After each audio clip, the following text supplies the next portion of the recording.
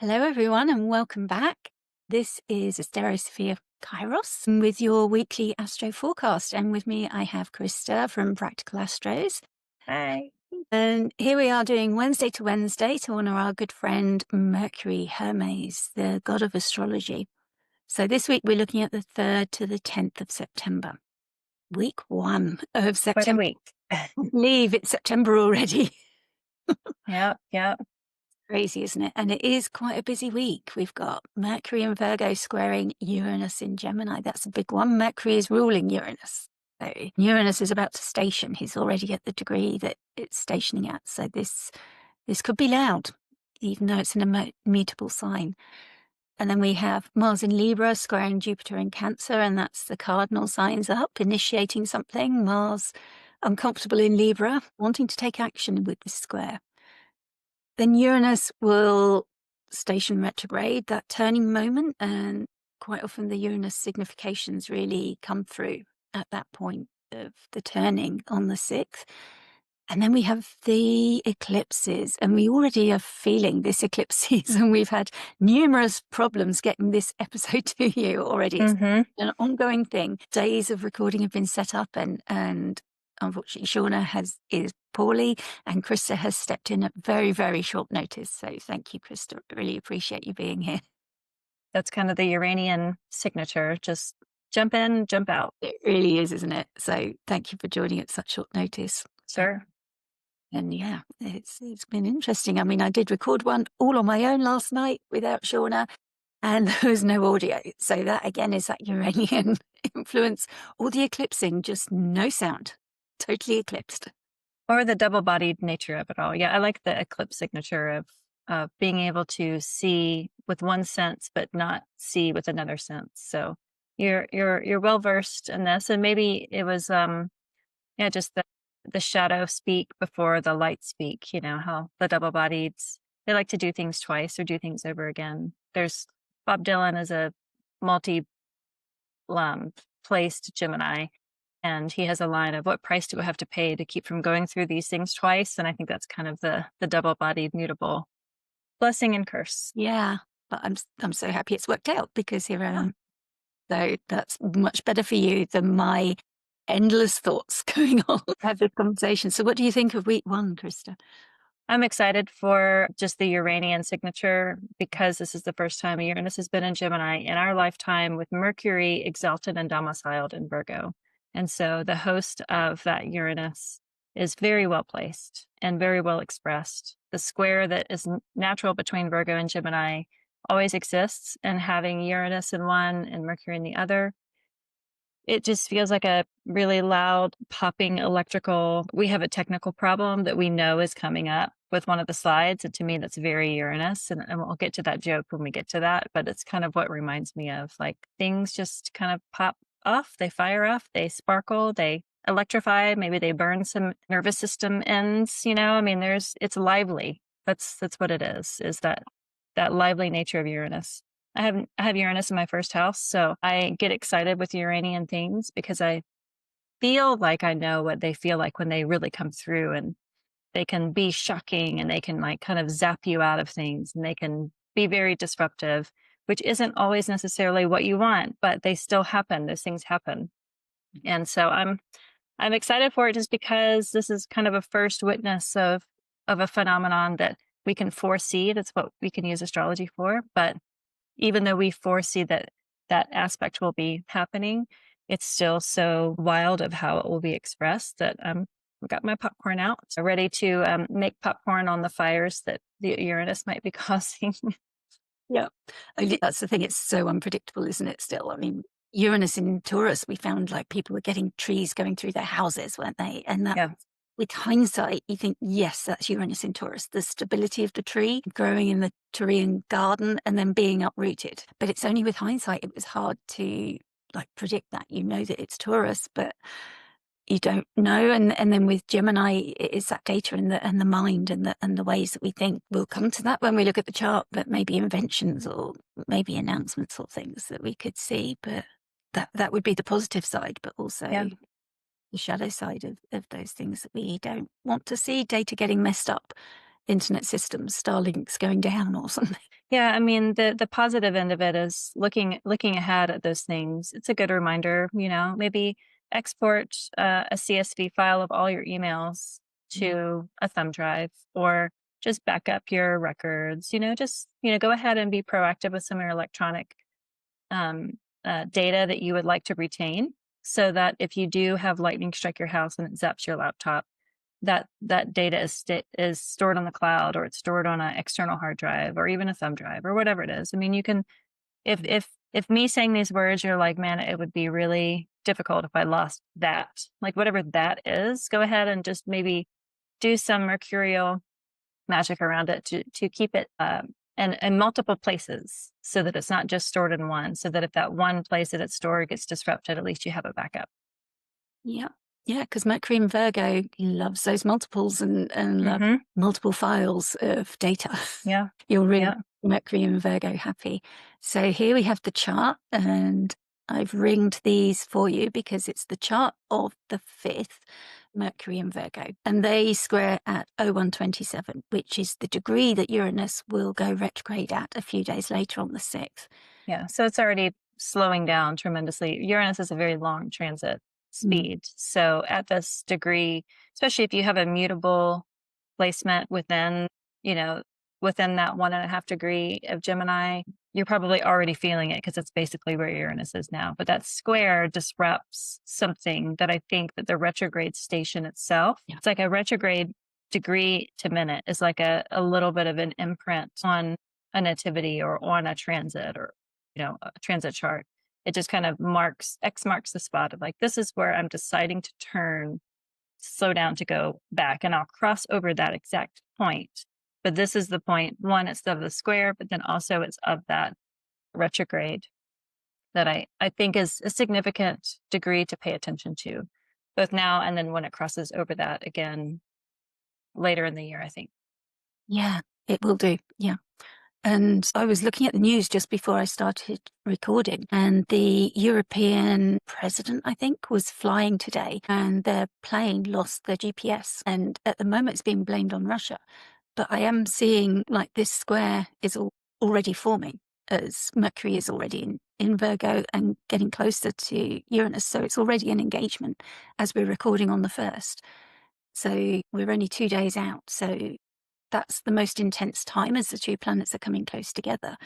So for me, I'm thinking it's this square. Yeah, Russia might have had something to do with it, but I think this square is a perfect example of a plane losing its GPS. And, the write-up says they had to land using paper maps. And it's a reminder that, yeah, we've got all this technology, but at the end of the day, the planes have to have those maps on board and pilots have to have those navigational skills. Yeah. That they may have all this technology, but it can fail. And Hmm. the skills to be able to land a plane using those old-fashioned maps that, many of us have lost the skill or forgotten the skill of reading, and the newer generations probably won't even learn that skill. Um, Yeah, see, it reminds me of the importance of getting lost and then using your internal compass to find your way home. It's again, maybe it's because I have Uranus in the first. I love to not rely on. I have Uranus in Scorpio, so it's that to not rely on things telling me what to do. I will use GPS if I'm absolutely lost, but I like to look at a map and then get a sense of generally what direction do I need to go to get there, and I will get lost and I will find new ways, and I'll have all these options so that I mm, don't have to take the same way between 2 points that I go to often. There was a study that was done on London cab drivers, and the size of what was it? Their pituitary was enormous because they didn't use maps. They had the yeah, maps in their head and they yeah, knew how to get there, the time of day that you would have to take to get to a certain point. mm, They did not use GPS, but that I'm pretty sure it was their pituitary. That pituitary then shrunk once they retired because they weren't using that much of their brain. So it's just important. Like you can actively change your brain when you problem solve, and these little problem solving of just getting from point A to point B. Just try it. Like if you go to work and go home and there are other ways to get there, even if they take a few minutes longer, like mm. try them. Just shake it up. shake up the things so that you can get different omens at different times of day, and just know that you have options to kind of navigate and move around when there is um, this Uranian influence. It's kind of exciting, even if it's the mundane. And I Yeah. looked back to see when Uranus is going to cross back over this 1 degree 27 minute point. It's Mhm. actually May 21st of next year. So Right. it'll take a while for it to cross back over at this actual angle. And the sun is going to be 0 degree 25 minutes. So the next day they're going to Kazemi. Wow. So it Yeah. really is gonna, like, this time is significant, and then in 2026, it's gonna be significant. I was just thinking when you were talking about the London cab drivers as well, they call that test the knowledge. Yeah. They have to study and pass that test, and like you say, it Mm. tests them on timing as well, when's the best time to use which route, and learning the route, and it can be quite hard for a lot of them, but it's so mercurial. So, yeah, it's a thing. To have that London black cab is like a status symbol. You can work for other cab companies, but to get that black cab is quite a badge of honor among the London. Representing the knowledge that you have to carry just within your own body. Yeah. Yes. Yeah. Yeah. I like that there's also like a gestational time period, like between September and May is, 9 months. And so uh, this 9 month cycle of an inspiration before it comes back around to being the original inspiration. It's Mm. not a classic, new moon cycle sort of a thing, but just, what will take 9 months to come back around and then be realized again, because the sun will be with that Uranus in Gemini there. Mercury will also be in Gemini at that point, a few degrees away. So it does feel just tied in. Doesn't it? Because Uranus will go back into Taurus in that time in November and then return back. And it reminds me as well to look at how these planets are all connected, because Uranus will connect with Oh yeah. Pluto in a trine in that time that it's retrograding. It doesn't go back to Capricorn. No, So it yeah. was say in Aquarius, but yeah, it's on my honeycomb that they've trined, and then Uranus and Neptune will form the sextile. So whether it's Y just that they're at O1 and engaged. yeah, I think it's when they're so next year, Uranus and Pluto will trine at 4 degrees. Right. Yeah, So that's going to be well and past see me in a different world really in 2020. yeah, I was gonna mention that. It's like all of these outers being, Saturn in Aries, Uranus in Gemini, Neptune in Aries, Pluto and Aquarius, all of these, this is like this first trial run with all these outers and these air and fire signs together at the same time in our lifetime, at least. And they're all going to kind of backtrack a little bit. Saturn's, as of today, back into Pisces. We're recording on September 1st. And Neptune will um, dip back in. When does Neptune go in? In October 22nd. Okay. Okay. Yeah. Yeah. So it'll dip in and then go back again. So it's like we have this little trial period of all these electrified yang, solar, masculine style, of the air and fire signs together. And then they retrograde one final time back into the water and earth signs. But then next year it's full on. Yeah. They're all in those fiery, airy signs simultaneously without the retrogrades back into the feminine signs. Mm. They will still go retrograde as they do, but the story will be held within those signs. So these trines and sextiles that they've been kind of flirting with, perfecting to a certain degree now are just hints of what will then be fully realized in 2026. And I like that we get this little respite, especially with Saturn moving out of Aries. And then, I've enjoyed Uranus and Gemini mostly, but famous last words, we're going to have a long transit of Uranus and Gemini. And so I've enjoyed kind of that spiciness, that electricity that it brings. And yet maybe we need one last kind of final wrap up lesson of Uranus and Taurus. I always find Neptune and Aries is hard to even, you know, consider. it. I'm really confused with that one, but I Mhm. don't have to figure it out right now. No. I always find it useful to look at the Decan rulers as well with these long transits. With the Mm-hmm. Uranus at the moment has Jupiter ruling, which is really nice when Jupiter's well placed. So Jupiter in Cancer is exalted. So that makes Uranus behave a bit nicer. And also we've got its its sign ruler as well placed. So that just brings the significations through much more nicely. But Mhm. when it gets to the middle decan, it'll be Mars. So we might see very much a switch up then, and Mars is quicker through the signs than Jupiter. And then it will be the Sun. So we'll see Uranus have that switch up. And of the three outer planets, Uranus is the faster, so it's going to be the easiest to track through the decans as well. Mhm. If you're interested in that kind of thing, which I am, in just noticing how it's showing up in each of those decans as well. Because for Pluto, it's going to be a much longer journey through those three decans. So at the moment, Pluto's also in a benefic decan with Venus. So we can also see maybe how Pluto's significations change as Venus moves through her dignities as well. But of course, Pluto's only triggered when a planet's aspecting it and asking something of it, and that's when it shows up. I also want to shout out those that have Uranus in Sagittarius. Looks to be about like 81 to 88 roughly. Mm. And so if you were born 81 to 1988, check it because there was some retrogrades there. With Uranus and Gemini, you're beginning your Uranus half return or your Uranus opposition. That is so beautifully liberating and disruptive. It's like the beginning of the middle of life, of like disrupting the patterns and the habits and the ways of thinking and the ways of belief that you've carried with you up until this point, that Uranus is really happy to set you free from. And it can be incredibly difficult in the beginning and frightening and new, but it is so beautifully liberating through that whole process. So, shout out to those millennials in the first part of basically the decade of the 80s Yeah. getting that Uranus half return because it is really having Uranus in Scorpio and having gone through this Uranus half return, it has been an incredible journey, and it was very scary in the beginning. But now I'm like, no regrets. There he goes. And also, somebody with a Uranus in Virgo. So Uranus in Virgo people as well, getting us. Mhm. So that's also a call to action. Yeah, Uranus in Virgo is like 62 to 68 roughly. Hmm. Yeah.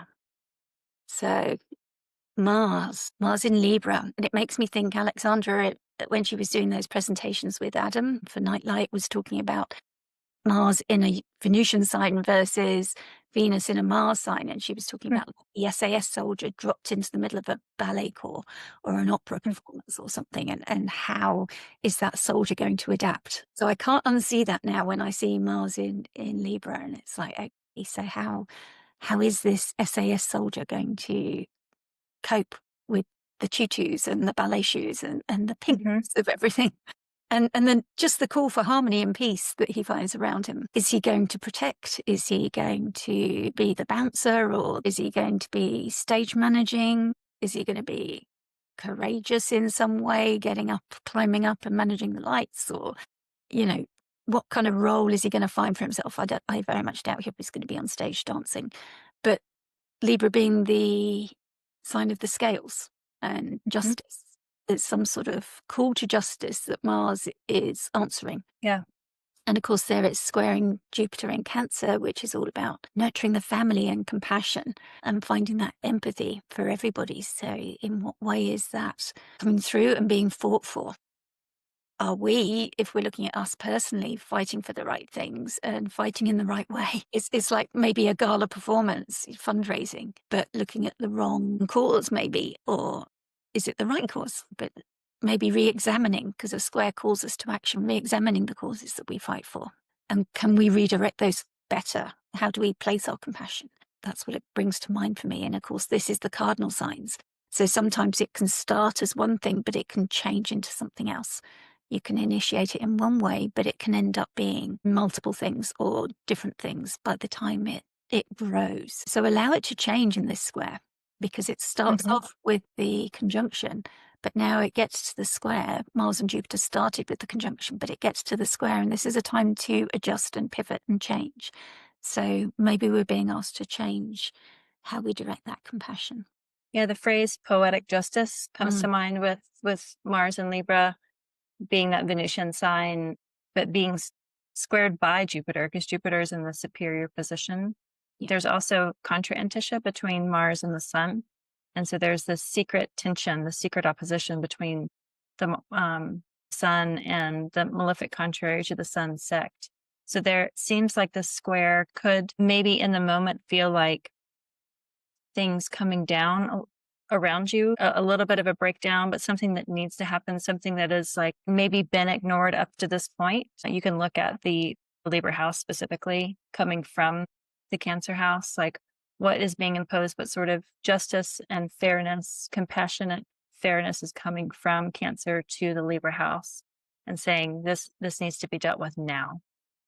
Maybe you don't feel like you're ready to, but it's going to be dealt with now. And the Sun has got Jupiter's back, being in a sextile, but being a little bit opposed to that Mars, like a secret opposition is what a contra-indicia is. Mm. So once that square breaks, then it flows forth, then there is movement, but it is calling you to deal with it.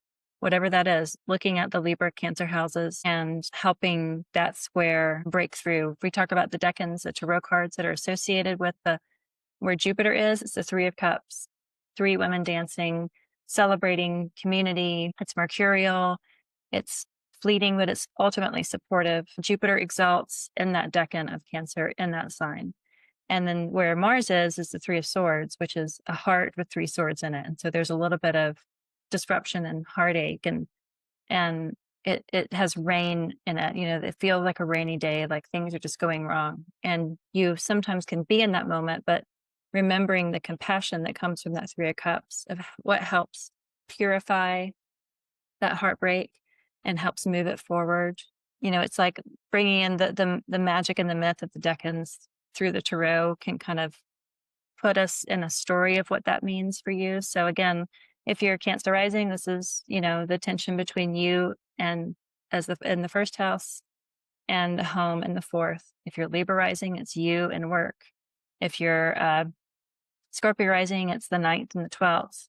If you're, I mean, you can just kind of plug it in. Like, what are the Cancer and Libra houses and what tension is kind of building there?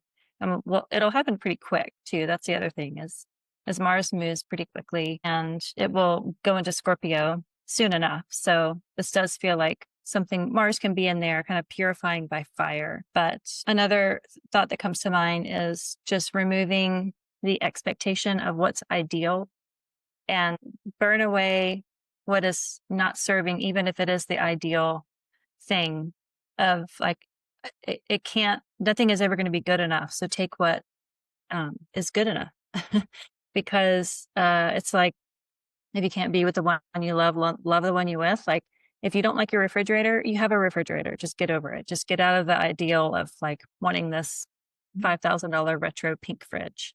Just you have a refrigerator. It's just like an example of getting out of your head and like beating yourself up of not having the ideal whatever relationship, job, wardrobe, car.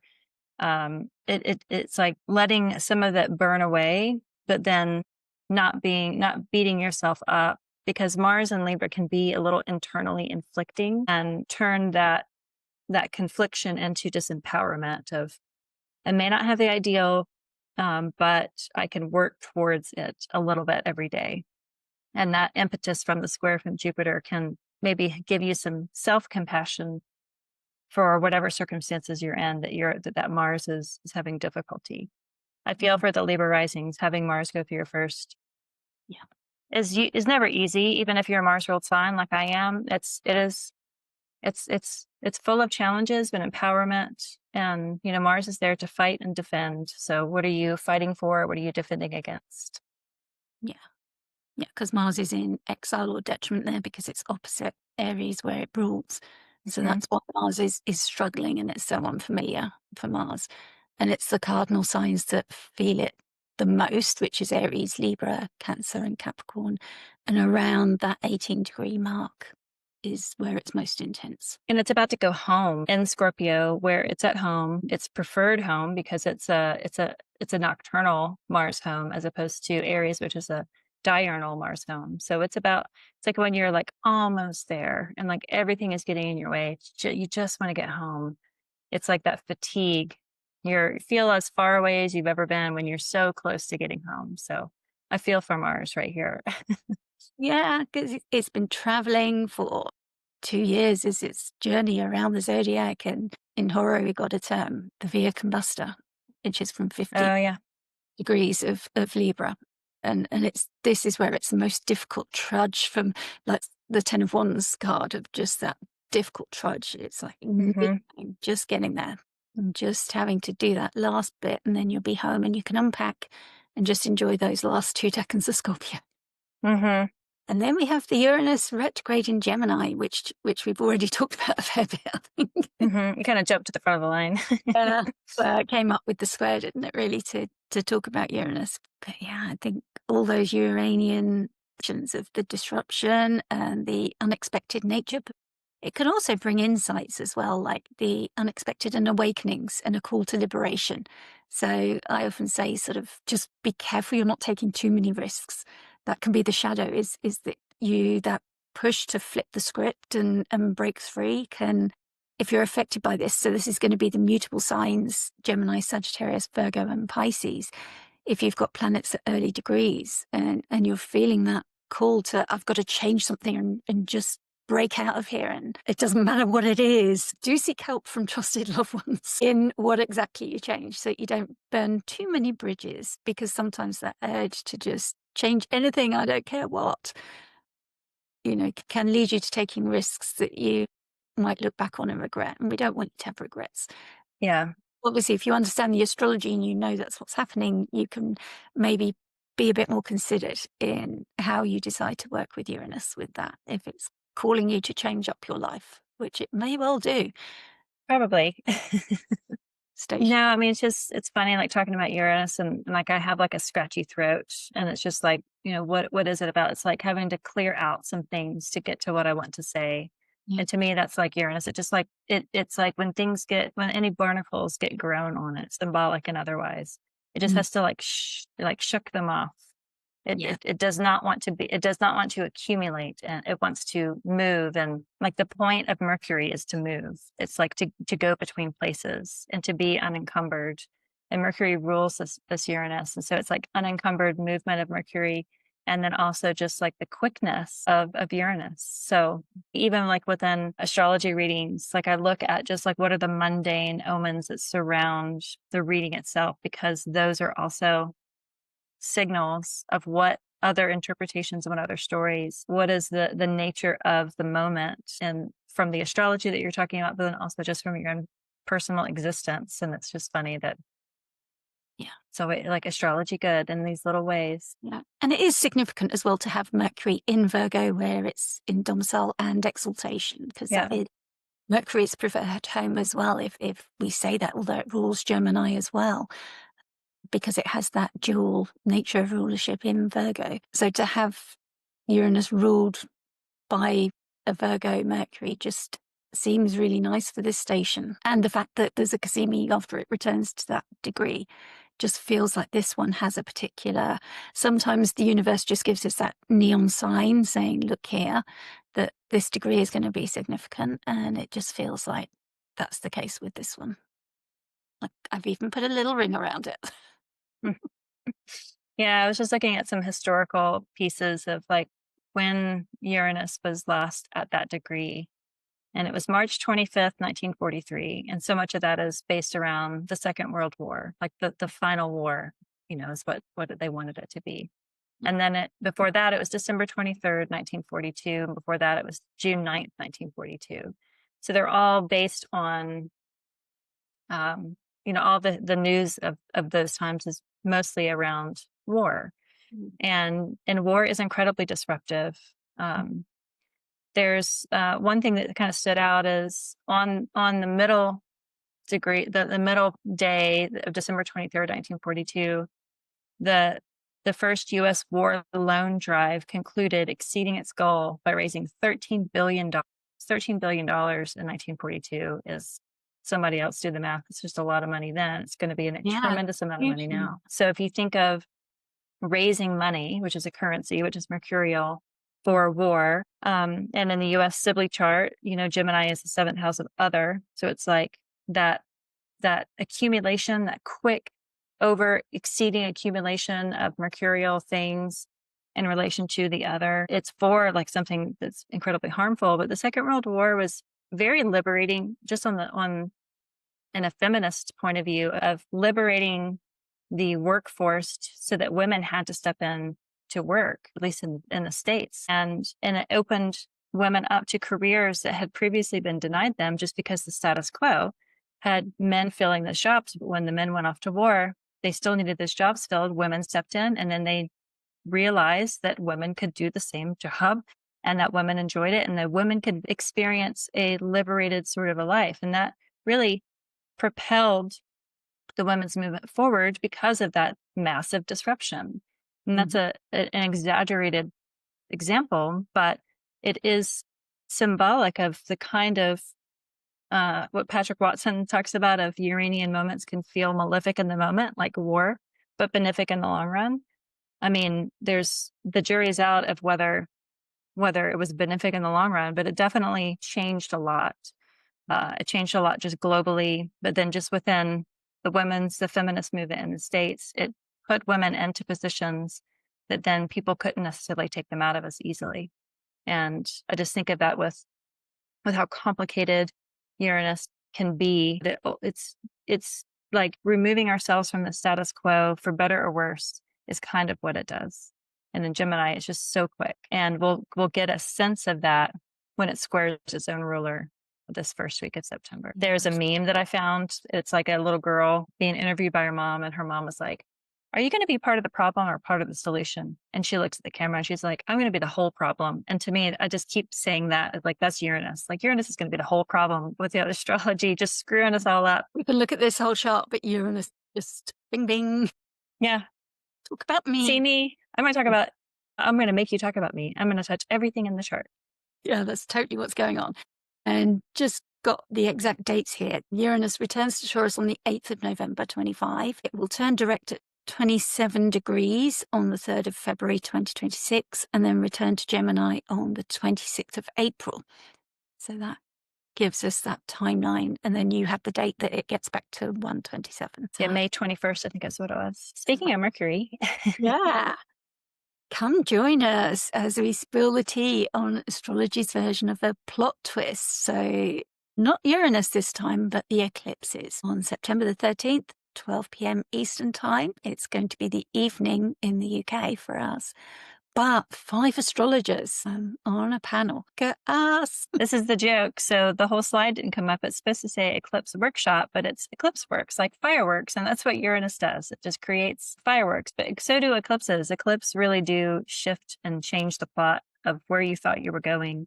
It's like, instead of explosions of gunpowder, it's explosions of fate. So the eclipse works. So I have to get the slide to complete. I have to do that. And then it takes me to the next slide of the lunar. Ta-da! So the two are literally linked. But yeah, we've got a 3-hour workshop for you. The last hour will be breakout sessions where we'll do individual breakout rooms and individual chart readings. So depending on how many people, each of us astrologers that are present will each take a small group. And if you want to share your chart, then we can read it for you. And if you're practicing your chart reading skills, you're welcome to give your opinions as well. So if you want to come and practice your astrology reading, or you want to have your chart read, whichever way you're looking at it, come and join us for those breakout sessions as well. But the first 2 hours will be turning the jewel. Each of us are looking at one specific area of eclipses and just sharing what we've researched for you with the slides. And then we're also writing a workbook. It's still in the Virgo workshop at the moment, but it will be out this week, so that you'll have it in time for the 7th before the first eclipse, which we'll talk about shortly. And this slide also says Asteri Sophia Chi. Yeah, you get the Ross when it slips to the It's to all change, just like the slide says. It's all change.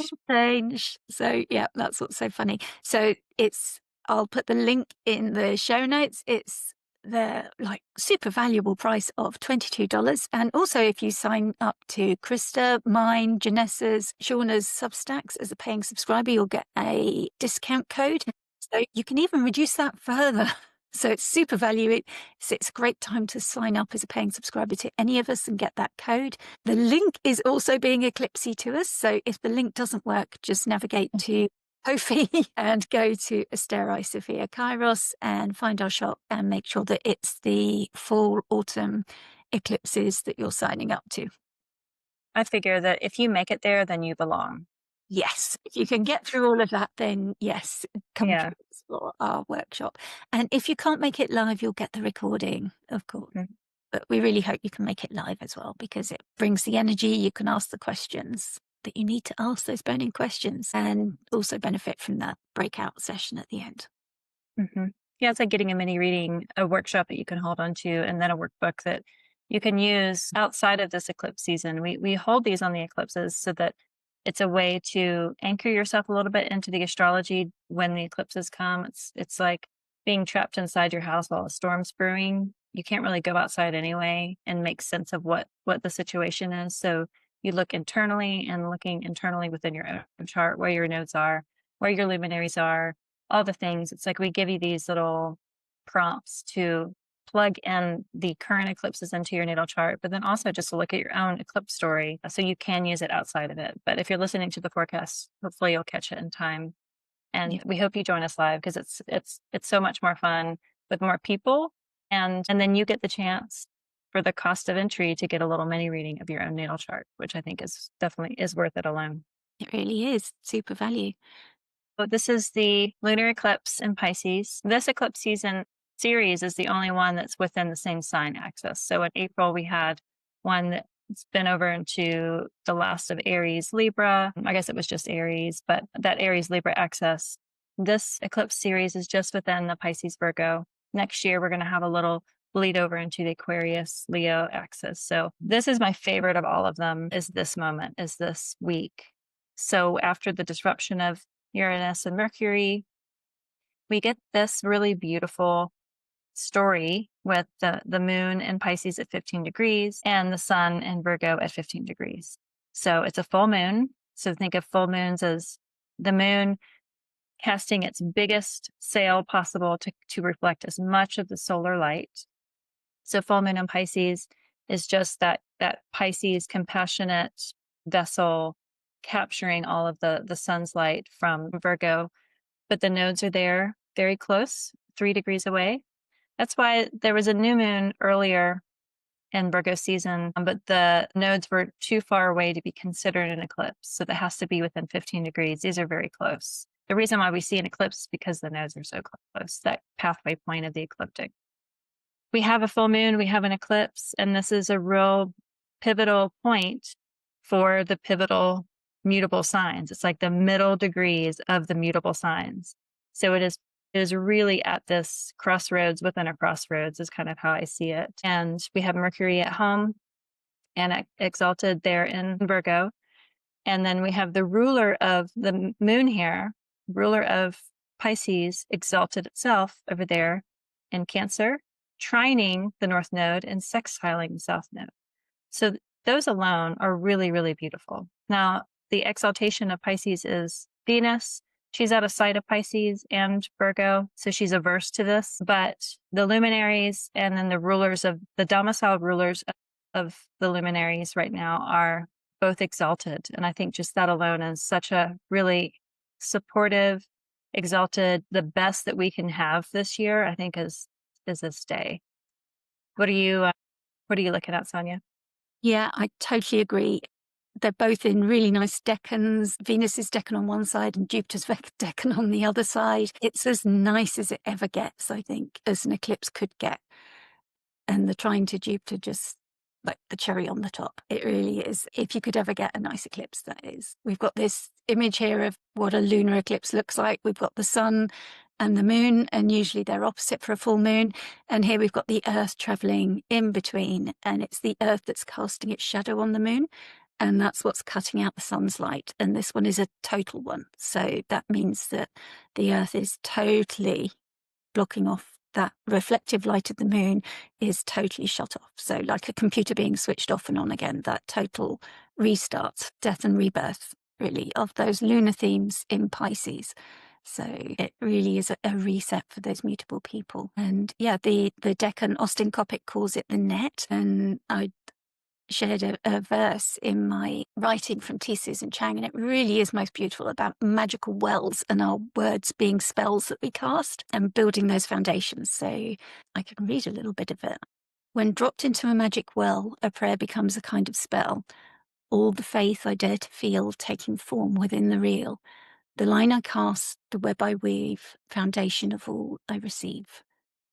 So that just feels really nice to lean into the energy of this eclipse being so benefic and just remembering that we can weave that web and lay that foundation. And then, of course, I go into this Saros series of how lunar eclipses and lunations in general can be connected to past events in our lives and through moon families as well. The Saros series is a cycle that takes 18 years and 11 days, but we also have a half series when the nodes are reversed. So 18 years ago would have been when the North Node was in Pisces, like it is now.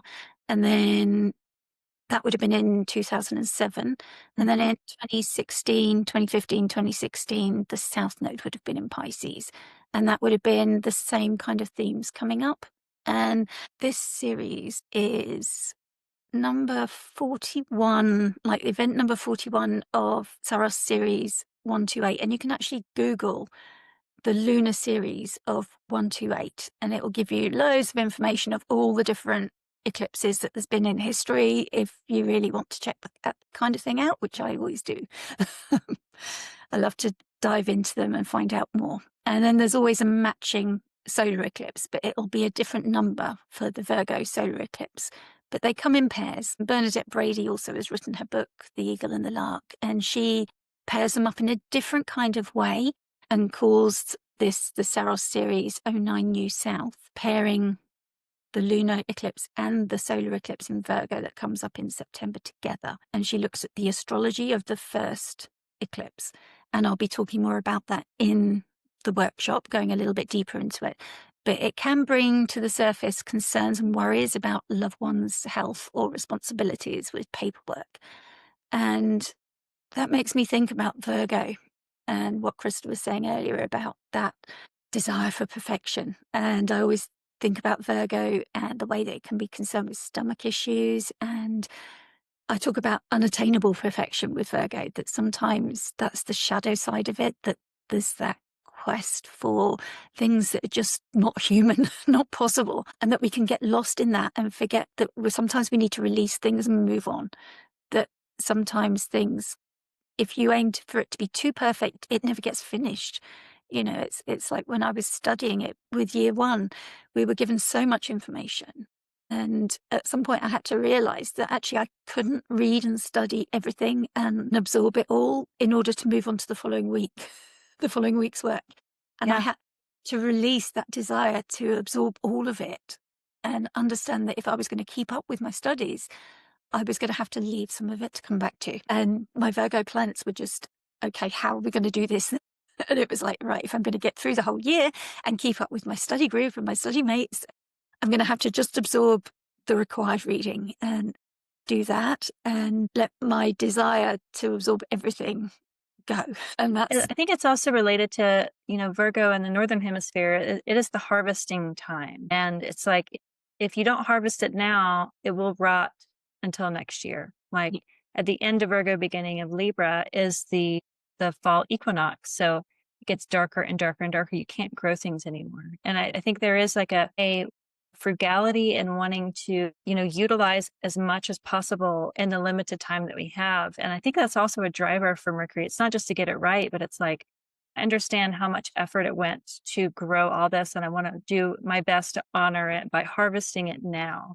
And so that I think Virgo will push itself further.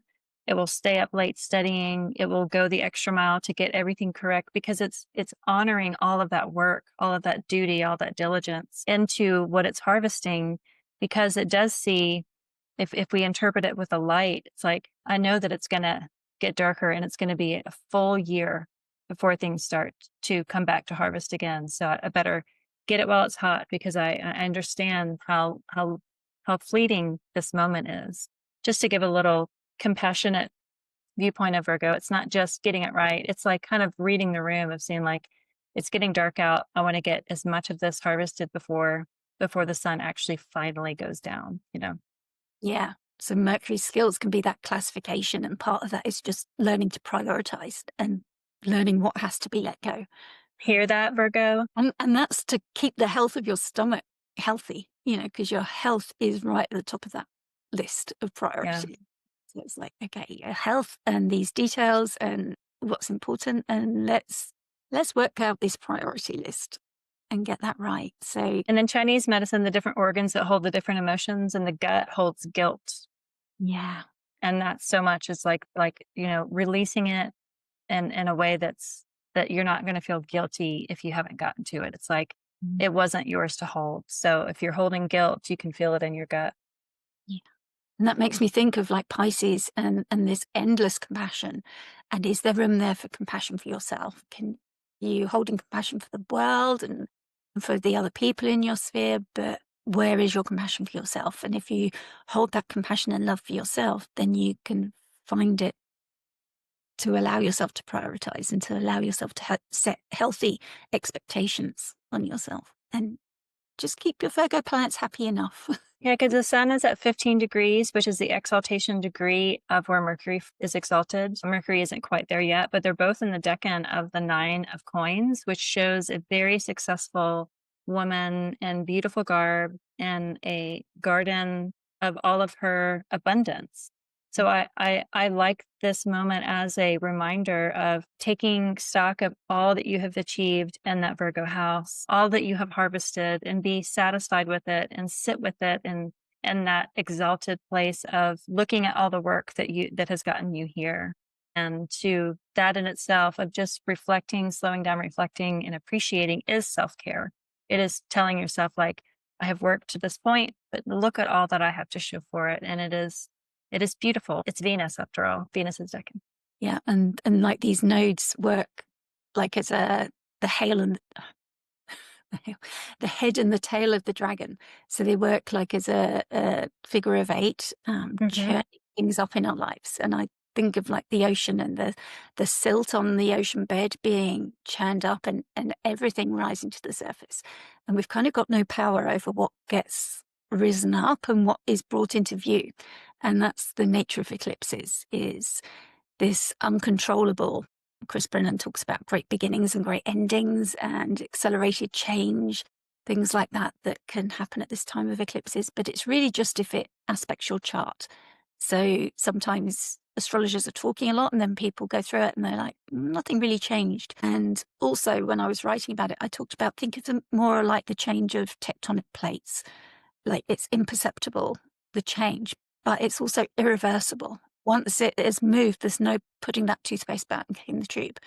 Once those plates and continents have shifted, they're not going back together. They're shifting into a new position. So really just watch omens and signs and the way that the universe is communicating to us. We're in the eclipse window now and we're already noticing eclipsy things happening. So keep a journal, keep a dream diary. It's like really super useful around this time because it's kind of giving you hints and tips of what's going on. Um, and look back to those years 2007 2016 and see what messages they hold if it does affect your chart, and if those years aren't ringing any bells for you, you can probably like move on and ignore this one. For me, those years were particularly memorable and I had to check, but actually it's my Scorpio planet, which of course is a water sign that's being directly impacted. But of course, with water, it's the trilogy, the water trilogy, Cancer, Pisces, and Scorpio, that can also be affected. So that's what was pinging it for me. Yeah. So if you want to know more about your own personal, just join us for the workshop. We've made the space so that we can dive deeper into it. And we're doing it in between the two eclipses while we're in the middle of it. So join us in the midst of the storms. Yeah, because last time I think we did it before, and it's just sometimes when you're in the middle of it, those things have already started happening. So we can all share about our own experiences and what's been happening. That will be really useful. Yep. The other thing I wanted to say is Uranus is still at this square point it's in a whole sign square now. When we had the Virgo new moon, it was in an exact square. So my feeling is that we're kind of in the aftershocks. We've had the square from Mercury to Uranus, and we've had the square from a new moon to Uranus. So I feel like really it's kind of a flowing force situation that things are playing out. So even though there is still this whole sign T square to Uranus, it's not as intense, but it is still there. Uh, Yeah, and the day before it'll exactly square the luminaries. So it'll be sorry, it'll exactly square the moon. yeah, And so the day before this eclipse, the square will happen, and then the eclipse will be that flowing forth. And then 2 days before the next eclipse, it'll square the moon again. So we'll have the Uranus square just prior to the eclipse moment. So the eclipse itself, it'll be whatever has been disrupted and churned up from that electrified serpent of Uranus and Gemini. still got something to say. Still wants to join this conversation, doesn't it? Yeah, I notice you have not said my name in a few minutes. I haven't. No, I was speaking for Uranus. Oh, Uranus isn't calling to you. Yeah. It will. Watch out, Uranus. I'm gonna start calling you Uranus if you Yeah. keep butting into the conversation. You won't like that at all. Or George or Herschel or whatever your old names were. I do like Prometheus as the name for the energy that Uranus brings, but Uranus is the name. It's what it's the collective zeitgeist myth that we have created by naming it Uranus and sticking to it. Although it does have Promethean, but I guess Promethean is more Pluto, right?